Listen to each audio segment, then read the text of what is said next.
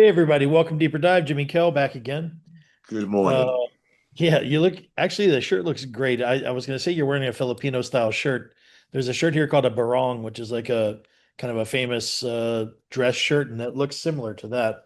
And but then I realized you just dress cool all the time, so it had nothing to do with it. Yeah. So forget that. So anyway, all right. So new series starting up, right? Unmute, I believe it is, Yeah. and dealing with worship. So here, I wanted to have the first conversation with you, James. Like the first thing that came to mind, and I know you're familiar with this, but I kind of want to speak to it. I think in the common vernacular, anytime someone says worship, they're thinking music, Yep. And it's singing. Yep. right? Just music, Yep. singing, or Yep. the entertainment, whatever. So, Tambourine. Yeah. Yeah. so walk me through the totality of worship. Not, I mean, yeah, there's singing involved, but there's other forms of worship. I mean, when we're talking about worship, like, what are we really trying to say biblically? Well, a couple of things. The reason why I use the term adoration Okay, is because I wanted to move people away from this idea of singing because that's just become what it is here. Worship is this idea of giving God's worth. I like to talk about praise and adoration because praise is not thanking God for what He's done, is acknowledging who He is. And there's just something that happens. We hear about this all throughout the Bible, First Testament and Second Testament. We hear about this coming to His presence with praise. It's this right. adoration. It is. I don't know whether it's the. It's. I wouldn't call it His wake up call, but I would call it our wake up call. Yeah. Our wake up call to wake us up into the presence of God, unmute us. Is this? So I talk about this idea of adoration is 24/7 lifestyle, attitude, heartitude, to use one of Chris Becker's idea. She would say catitude, or I would Right. say attitude, right? Of heartitude of giving God's worth. And I just think it's we don't just do it with words. We do it with our heart. We do it with our actions. We live like God is who God says He is, and that can mean a lot of things. But it definitely doesn't end at singing. I think Right. that singing and what we could do with the instrument and what we could do with the instrument of our voices and different things like that is an outplay of the fact that we are adoring, praising, worshiping God. And sometimes the outplay is singing. Sometimes the outplay is solitude, and I'm just sitting in His presence. And I'm fully aware of who He is, and I'm sitting. My best worship is, and I've been saying this. I've been saying this. Take your posture. What is your posture? Right. All right. So those are some of the ways in a lay person's terms that I would describe worship. This idea of uh, giving God worth through my actions, my attitude, my thoughts, those things. Yeah. So I mean, this is not to take away anything Mhm. from the the music team or anything, but I mean, music to me has always been one of the easiest forms of worship. You know what I'm saying? Mhm. Like it's like it's obvious, Mhm. but one dimensional. You know what I'm saying? So it's like there's more holistic. But James, let me dig into this just a little further because when we talk about like entering God's courts or entering his presence with praise, there's also it's a weird juxtaposition with the fear, like the praise and fear, like because what I was thinking the whole time that you were talking, like number one, I fully agree with the everything you said in the message. I mean, literally nothing to disagree with there. But by the way, I love the idea of worship as warfare. Like that was really that was kind of a sweet thing. Just want to throw that out. I thought that was a pretty amazing. Um, I I kind of I try to put it into like, what if it were a human person, right? And realizing God is worthy of praise and worship and adoration simply because of who he is. And we could say the same about people in a way, but obviously there's more performative, kind of metrics when it comes to other people. But what does it look like? Adoration mingled with appropriate fear, not terror, but appropriate fear. You know what I mean? I think adoration only takes place in the context of reverence. Okay. I think they go together. I don't think we really I don't think we really adore, worship, or praise God without reverence. Because our human nature outside of an encounter is to worship us, Hmm. Right. right? Um, and so, in order for us to turn that away from ourselves, go from being turned in on ourselves to turn that to an object of our desire, or um, you know a religious being, whatever you want to call it, because some people worship the earth, some people worship nature, some people worship a Right. whole, but there has to be some reverence to move away from myself and to move that to someone else, something else. There has to be reverence there. So when I think about fear, I talk about reverence, and anytime we get into the presence of God, and this is a really interesting thing, right? So what is the presence of God? Is the presence of God when I feel a cold chill? No, I can feel a cold chill because I go down and see some Yeah. amazing piece of art, or I see Right. somebody do an amazing feat on a basketball court. So it's not a cold chill. I think the presence of God is this sense where we, as Moses would would would say, as he get into the presence of God, he has to veil his face, right? He can't look on God's presence. I think Mhm. it's the Isaiah thing all the time. Woe is me. Yeah. Listen, I've seen the presence. I'm in the presence of God. Woe is me. I think we have a different.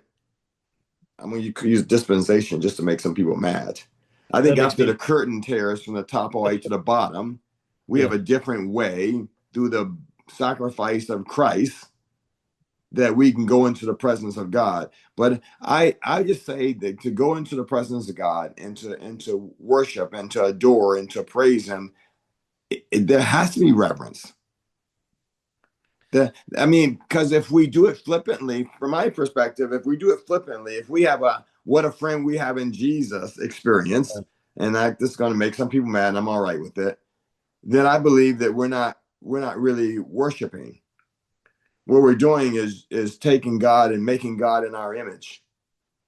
James, let me ask you, like, one of the great images from The Chosen that I've always enjoyed was Jesus sitting with the disciples and laughing. Hmm. Like, so there are approachable moments, and I think if you really want to, like, people have asked this question forever, like, why did Jesus have to come and do?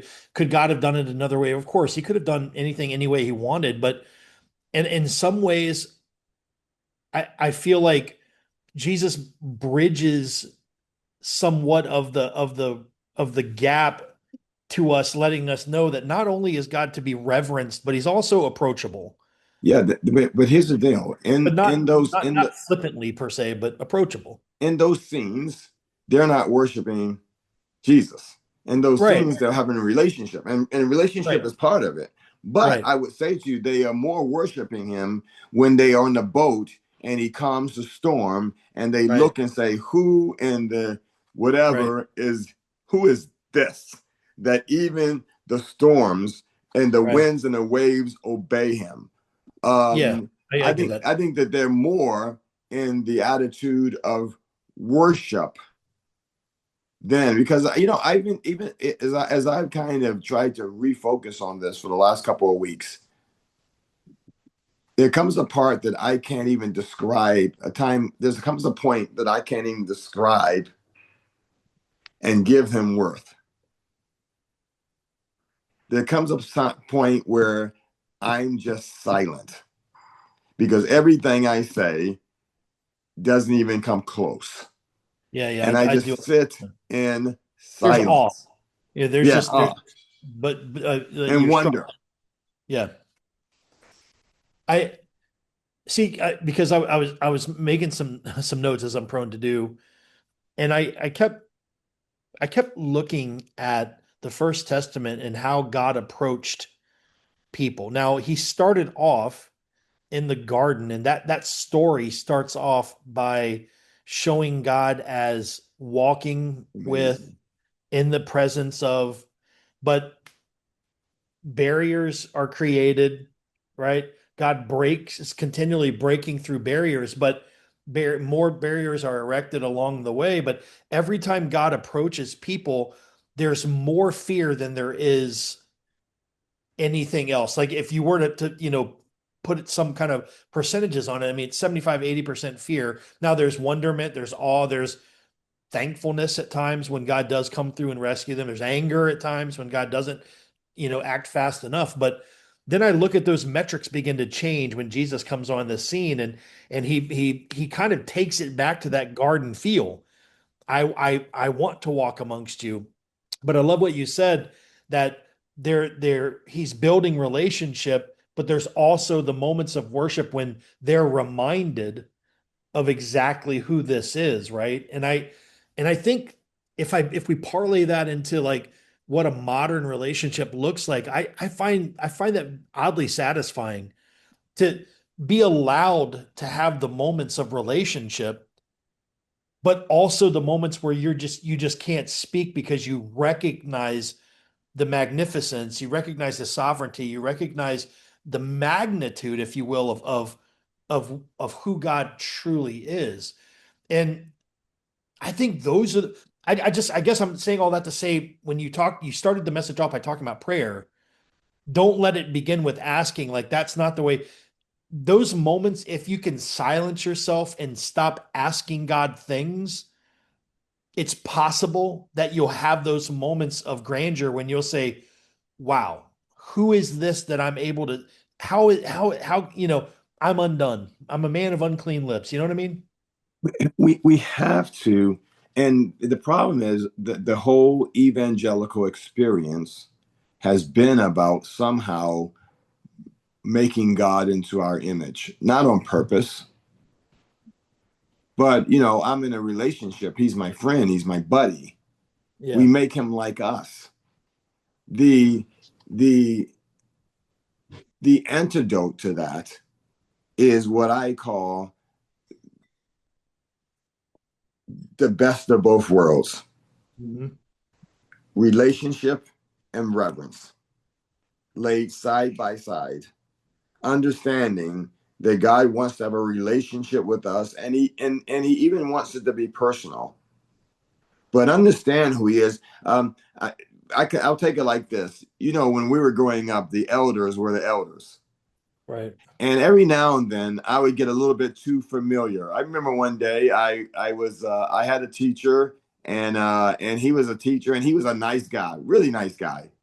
And so we were buddies, not really, but I thought we were buddies. And one day I was playing in his face, like playing in his face, and I was doing this, and I hit his nose. Now he thought it was funny, but everybody in the class said, "Oh, Hayward punched him in the nose," Right. and so he had to do something about it. And so he did something about it, and I got suspended, and I got home. And my mom said, basically, who in the hell do you think you are, Right. playing in an adult's face? You are not an adult. You have a place in life, and he has a place in life, and they aren't the same. Wow. And I was reminded, and I've thought about that when I go before God. I don't play in God's face. I understand who he is. Hmm. And sometimes if we're not careful, it can keep us from going before God. Well, you said stop waiting to feel holy to Yes. worship. Yes. Do it anyway. So, what dig into that for a second, James, because I think it's the pretty standard that we would want to like, let me clean myself. I mean, it's like James, if here's the deal. I mean, I know you're not God and you're not the president, Mm, but if you set up a meeting with me, you mm, James Hayward, you set up a meeting with me as my boss, I'm mm, going to shower, put mm. on clean clothes, and come meet you. Now, you might say, "Hey, man, don't worry about it. I just want to chat. Just come on."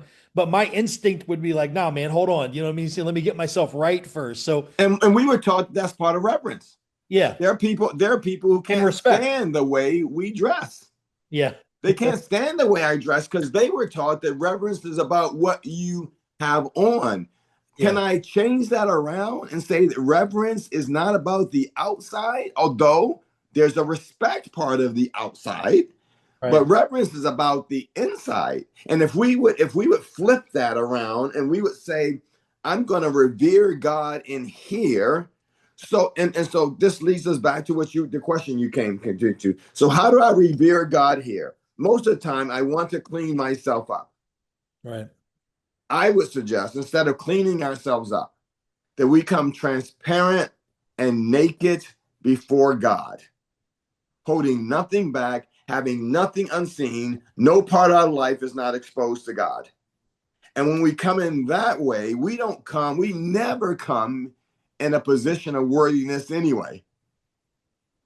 As we were reminded, all our righteousness is as filthy rags, Right. right?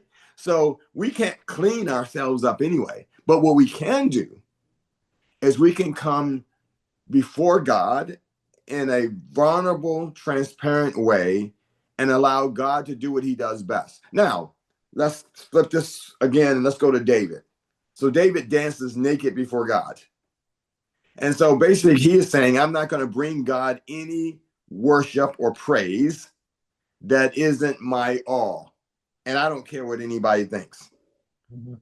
I think metaphorically is one of the most beautiful scenes in all the Bible Yeah. because people keeps on saying shut up, shut up, shut up, or you're embarrassing yourself. How can you be king? Well, David's acknowledging he really isn't king. Right. The person that is king is the person that he is dancing naked before because he's actually praising God for something God has accomplished. And he just throws reckless abandon. What if we, in our adoration, our reverence, our praise, our awness of God, what if we just didn't care what anybody thought? One of the things I had to get you probably didn't see the end of the message. We did two different messages. The first message, but they're both same message, but the endings were different. In the second Mhm. service, I listened to God when he said, call an audible. I don't know which service you saw. So he called an audible. And I just said, I want you to, in the moment, before we get to respond of communion and all that, I want you to take your, um, get in your position of praise. What's your chosen position? And one of the things I like to do is I just like to get on my knees and raise my hand. Right. For me, it's just this sense of who this is who I am talking to. This is who I am communing with. And so take your position, your preferred position of praise. I had to actually do that. I had to talk myself into doing that or hear God say, no, James, you need to model this. And so on the stage, I just got down on my knees and I raised my hand and I'm doing what I do, right? I wonder if and I think it's all right to do that in public, to not be ashamed, to not back down to this. I have a personal, private relationship with Jesus. I know I'm going off on a tangent here, but I just think as you're asking the questions and I'm thinking through it in real Yeah. time, these are some of the things that are coming to my mind that we can't clean ourselves up, even if we could clean ourselves up. People might say, "Well, James, I don't want to come with dirty hands." Well, you might say you want to confess, but I do confess. The second message is confession. I don't do confession in the first message because I think you come with praise and adoration, and then you confess. Is the order I'm doing it in. Yeah. I had this thought as you were talking that, when you say like, I wonder, this probably sounds strange. It just crossed my mind that people tend to worship God the way they like to be worshiped. Yeah. You know what I Yeah. mean? Like, and I know nobody would, I don't want to be worshiped. That's not true. We worship ourselves mainly. And, we have an odd tendency to surround ourselves with people that offer modicums I of need to worship. think about how I want to be worshiped so I can tell my wife so she can get it right. I got to Oh, figure that out.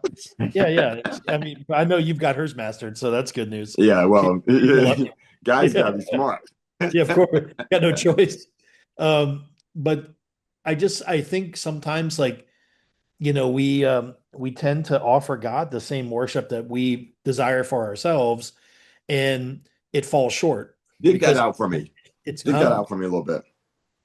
I I'm think, trying to go there because yeah, I I guess can't figure out how I like to be worshipped. Somebody else probably can tell me immediately how I like to be worshipped.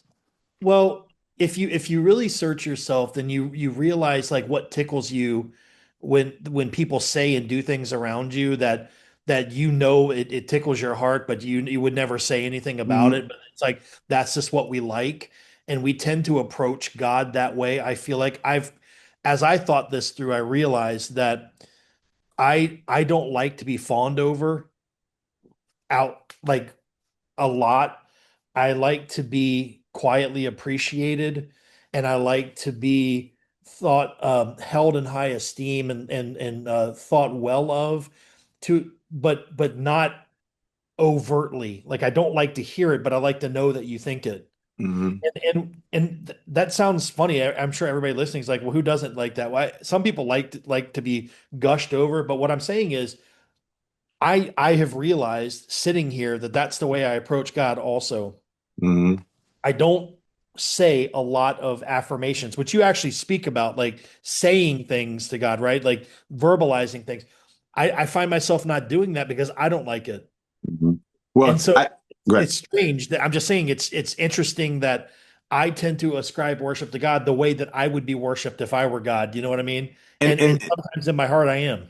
and that makes sense, right? It makes sense only from this perspective. There's a tendency for us to do for others what we like done. So I Right. like to hear "I love you."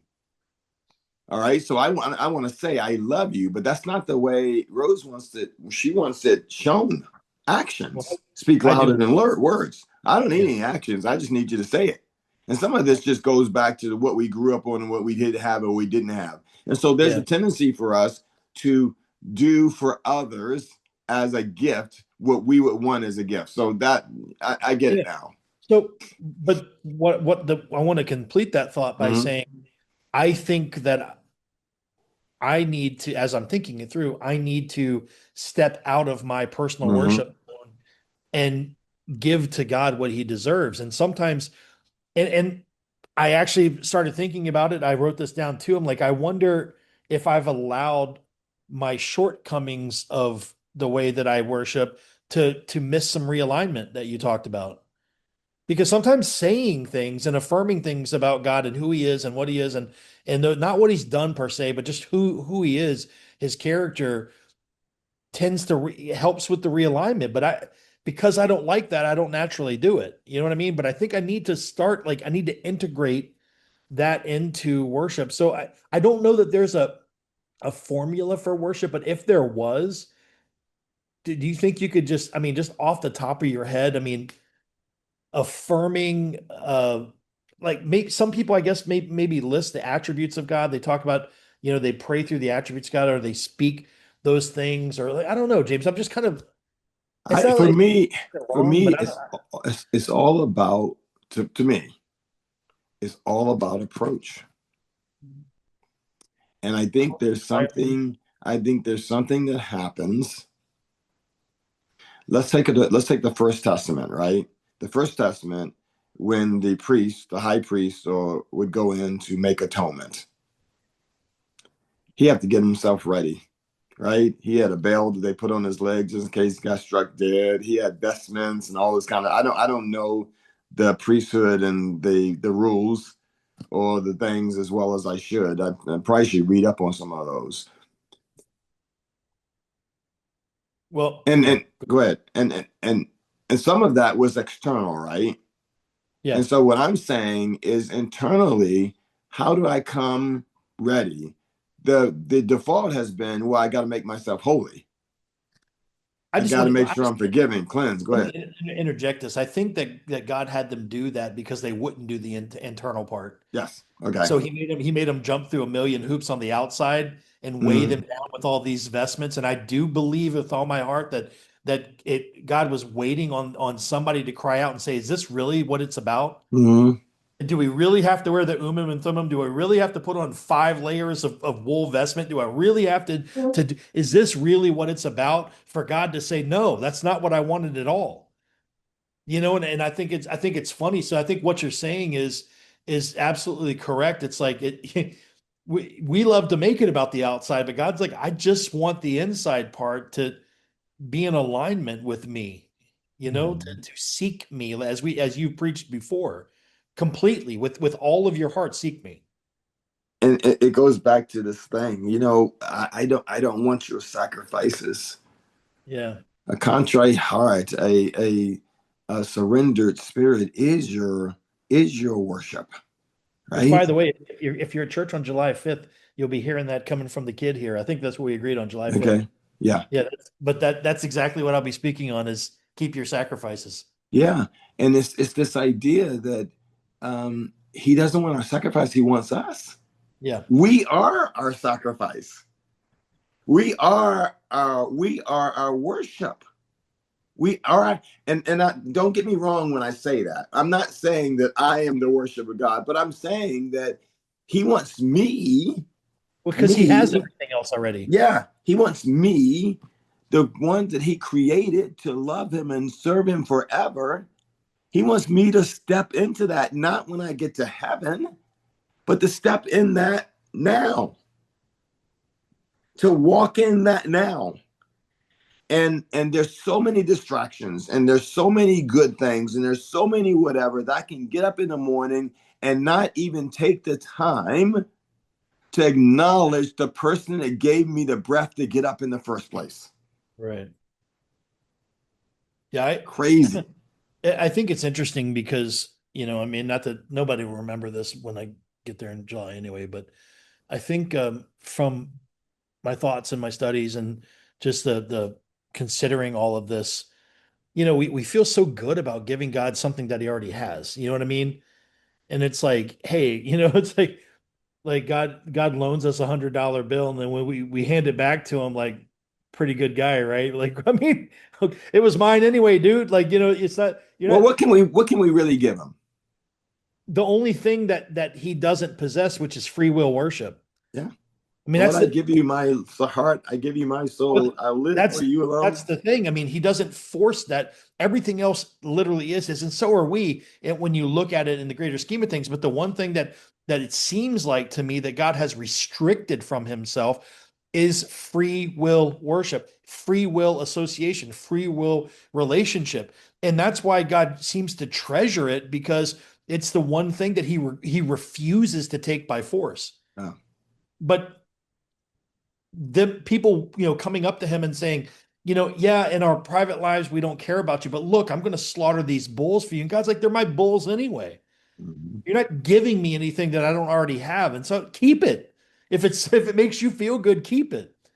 But the one thing and I feel like that's the preface for the need of Messiah to come is him saying, let me show you what true sacrifice looks like. Yeah, and let me interject here. The reality is a lot of those other things that happen are for us. The reason why we give is not so that because God needs it. Right. I have need of nothing, right? It's so that we align our hearts Exactly. and we understand who we are compared to all the stuff that we have, and it makes us generous, which is more like God. And so some of these things are about God helping us to our eyes to open, helping to align our will with His, not so because He needs them. Yeah, a taker will never understand a giver's heart. Yeah.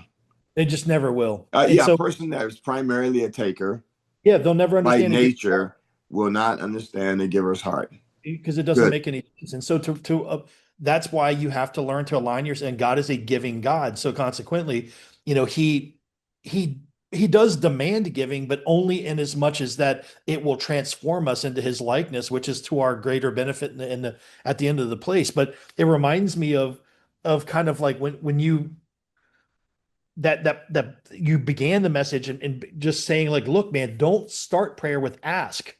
Hmm. Because it seems like whether you start it with ask, you end it with ask, like, it's almost like, do you think you could make it through a 5 minute prayer with never asking God for anything? It's hard. It's hard. It's real hard, It's hard. and most of the time it's holy work because it's like we're praying for somebody's healing. We're praying for these situations, those situations, but there's 24 hours in a day, man. If you could just, what if you just set aside 5 minutes to not ask anything or remind God about something that you asked before, or say, hey, man, thanks for doing this. How about, like you said, just to tell God, I see you. It's almost like the whole avatar thing. I see you. I see you. Mhm. You know what I mean? You know what? Let me make a suggestion. Sometimes what I've had to do is write them out.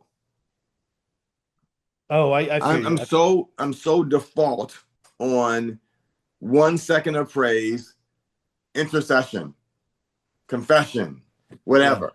And so I've had to sometimes write it out. Like I'll go to my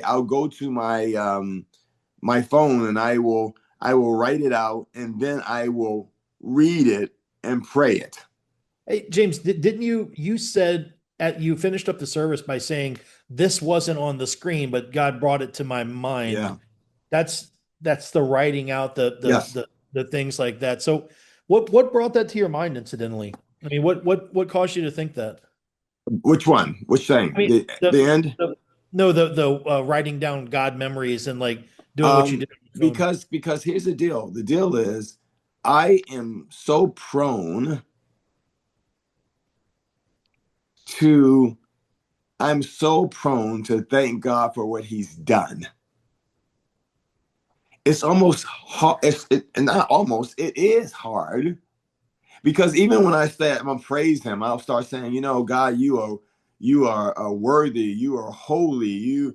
You are a holy other. You are transcendent, and you are whatever. And then the next thing I do is I'll thank Him for something, and it will be tied to.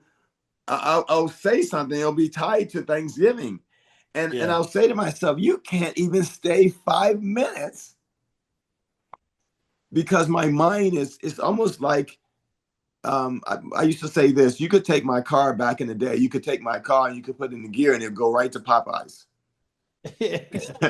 It's like my mind is geared that way. And there's nothing wrong with gratitude because we enter his gates with thanksgiving too. So it's nothing wrong with gratitude. Gratitude is probably the third thing I will talk about was we Yeah. thanksgiving and gratitude. So there's nothing wrong with that. But my goodness, can I even for 5 to 10 minutes just say, God, I want to bask in who you are.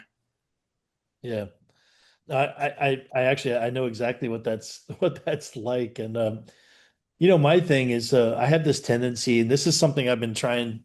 I've tried in the past. I can't say I've been trying it, but this reminds me of it. I try to find an attribute of God and explore it Mm, that's while good. while, while talking to Him. And holiness is one of those things. And I remember having a conversation with God and saying, "Look, you're holy. You're utterly holy." And I I'm having this conversation like I'm trying to understand what that means Hmm. because I'm not. Hmm. I'm trying to understand. I know how you've shown it to me. I've seen it. I've read about it. I've watched how it's played out through history. And I've seen it in my life and I've seen it in other places, but I confess that I still struggle with it. But you are so incredibly holy, so incredibly pure, so incredibly, without fault, you know, and I just kind of talk it through like that. It's like, which is, I don't know if it's like cheating or whatever, just to talk it through. But, sometimes, and I try to sit quietly for a little bit and see if God, try to hear his voice and like, not that he's explaining himself per se, but sometimes I feel like I get little glimpses of things that help me understand a little better. But but I try to focus on one of his attributes and just, tell him I see that. I see it. I want more of it. I want to understand more of it, but I see it, and I'm trying to understand you more. It's like asking God, God, can I see your glory? He's like, Yeah, that's a scary. Yeah, you don't know what you're asking, yeah. You right? you could see it, but that'd be the last thing you see, Yeah. probably. And so, so my, um, I talk about this, and for me, this is another thing I didn't have my notes at all. God immediately takes me to Job Oh yeah, yeah, yeah. because Job's first response is praise and adoration. Right. His first response, I'm not saying that's his only response, Yeah, right, because he right. does get to questioning and everything like that. But his first response, when all this stuff sweeps into his life, is praise. Yeah, to the point where his wife's like, just cut it out and die Yeah, already. yeah. Just go ahead. And, I know you can forget the act. Yeah. Because Curse God. She's like, stop praising God, curse God and die yeah, I already. mean, she probably said that because she was doing the act, and she Yeah. assumed that he was doing the act too, and it wasn't an act for him; it was real for him. Oh, And oh, so I always go back to Job and this idea of in every situation, can I praise before I complain, before I moan, before I groan? Can I just say thank you? Now, thank you is different than praise, right? And so right. there's an example of it. I was talking about can I just praise, and I Yeah. went to Attitude. and thank you, right? Yeah. Because it's so those things are so tied together for me. But Yeah. I believe it's important to untie them. Yeah, I agree with you. And I think that's the purpose of this message probably is going to be that. So I'm assuming that next week coming up, James, um So this is next week we have senior Sunday next okay. week. And Okay. I wanted to kind of separate that because I wanted to be able to have us celebrate some seniors here and send them and bless them. And so that will be Senior Sunday. The next Sunday after that will be Mother's Day. Okay. And I will do confession. The interesting thing was I was going to do another series, but I had already forecast this series, so I decided to go with it because there are going to be so many series that we do on prayer. And I Right. was going to do Hannah's prayer, Hannah's move mountain prayer about Samuel, but we're gonna do confession, and we'll tie Mother's Day in with confession. But confession's Cool. a hard message, baby. Yeah, it I is. wrote it. I wrote it, and confession's a hard message. But I know these messages will invariably build on each other. It Yes. helps flesh out the totality of what worship looks like. So, all right. Well, I'm looking forward to that, James, man.